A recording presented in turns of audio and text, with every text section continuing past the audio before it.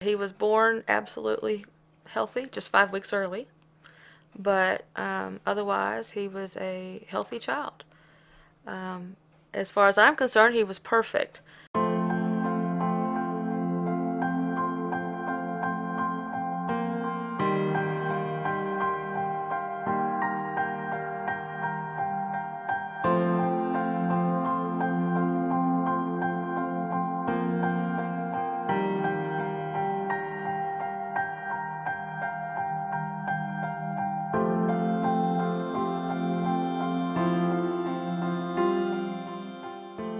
Garrett's favorite would by far be the game system. He had PlayStation 2, he had Xbox, he had Game Boys, he had them all. And that's what he wanted. He actually wanted to do that when he grew up. He was going to be a game designer. And he had already taken art classes in school, and that is the path that he was headed. At 23 months, he was showing some signs that I was familiar with simply because my grandmother was actually hypoglycemic and grandfather was diabetic. And so I kind of knew what some symptoms were, and he was showing some, and I scooped him up and took him to the doctor, and I said, I think I've got a diabetic. We stayed in the hospital for a week while I learned how to take care of him, and I had to show the nurses for 2 days that I could do it before they would let me take him home.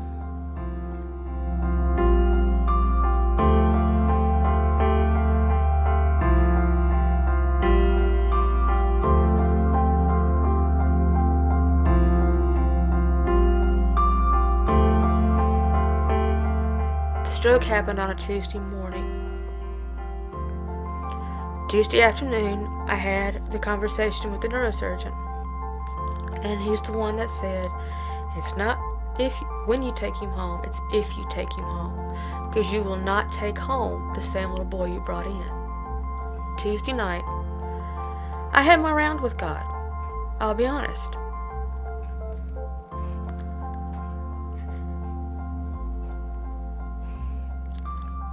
I had already been through a lot with Garrett, with the diabetes, with my being abused for 4 years, keeping him alive, keeping me alive, and now I've got something that is attacking from within, and I can't help. That was frustrating. And I said, God, I'll take whatever you hand me. But if I can't have my Garrett, then take him quickly. And so every day I was asking the doctor, can I have one more day? Just one more day. And he said, yeah, I can give you one more. I approached the nursing staff that I wanted Garrett to be an organ donor. That's when I learned that one of the requirements is that if you are under the age of 12, you cannot give bone and tissue because they haven't developed. So when they said because of age and 12 being the cutoff, I was like, 6 days.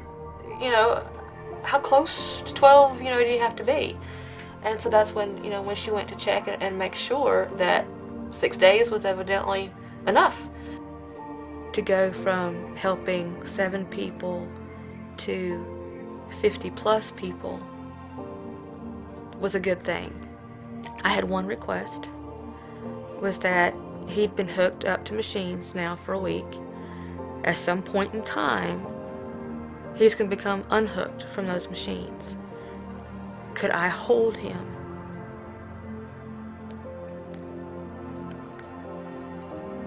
They wheeled him out, and they had him wrapped like swaddling, and I went over and just reached down and hugged him. He's cold. There's no blood moving through him.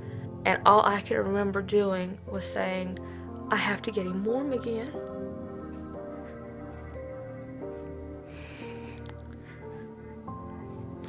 held him. But I knew he had to get back into surgery for them to do the bone and tissues.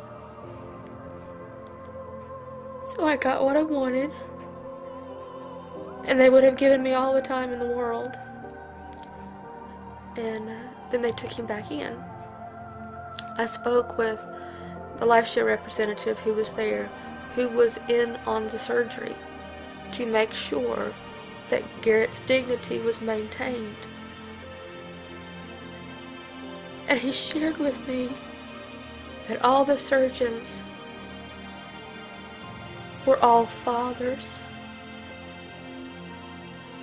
And they said it was hard on them to even be doing the surgery,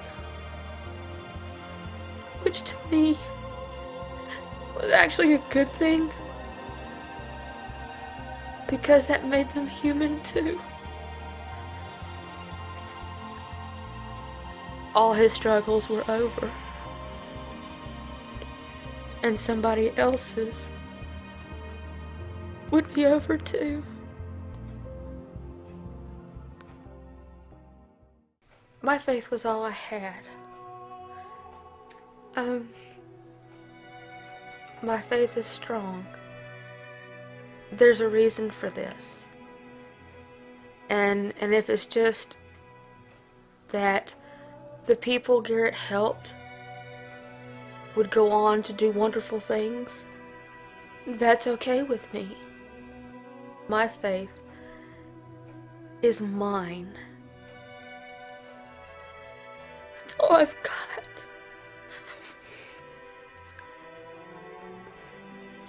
It's what makes me stronger. It gives me the strength to get through the days,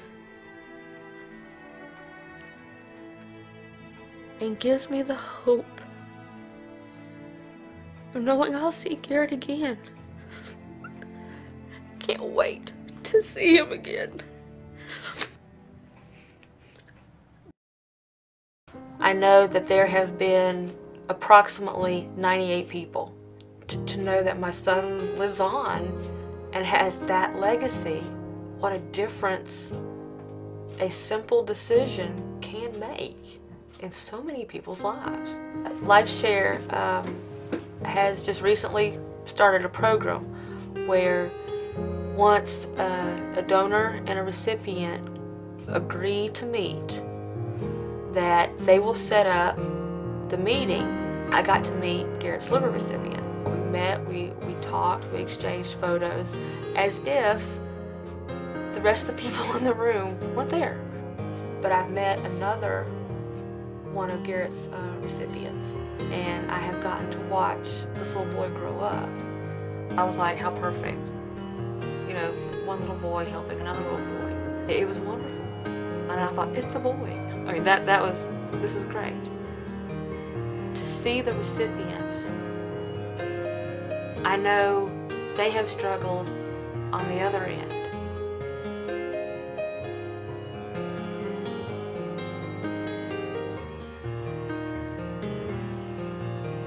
They're having to wait for someone to die for their loved one to live. And I'm sure that's hard. But to know that I can step in and comfort that makes my loss easier. To all parents, I'll lend you for a little time a child of mine, he said, for you to love the while he lives and mourn for when he's dead. It may be 6 or 7 years, or 22 or 3. But will you, till I call him back, take care of him from me? He'll bring his charms to gladden you, and shall his stay be brief, you'll love his loving memories as solace for your grief. I cannot promise he will stay, since all from earth return, but there are lessons taught down there I want this child to learn. I've looked the wide world over in my search for teachers true, and from that throng around life's lanes, I have selected you. Now will you give him all your love, nor think the labor vain, nor hate me when I come to call to take him back again? I fancied that I heard her say, "Dear Lord, thy will be done." For all the joy thy child shall bring, the risk of grief I'll run. I'll shelter him with tenderness, I'll love him while I may, and for the happiness I've known forever grateful stay. But shall the angels call for him sooner than I've planned, I'll brave the bitter grief that comes and try to understand.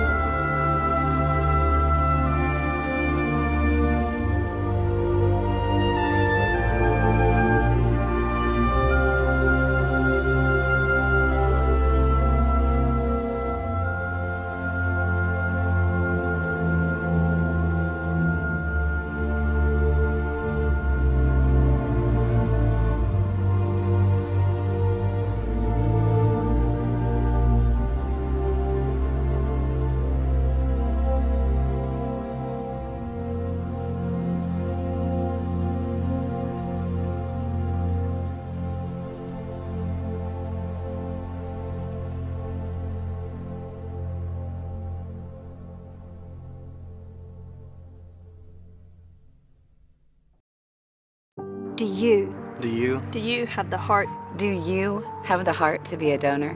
Currently, Over 100,000 people are waiting for a donor. Do you have the heart to be a donor? To be a donor, this is all it takes. Do you have what it takes to be a donor? What a difference a simple decision can make in so many people's lives.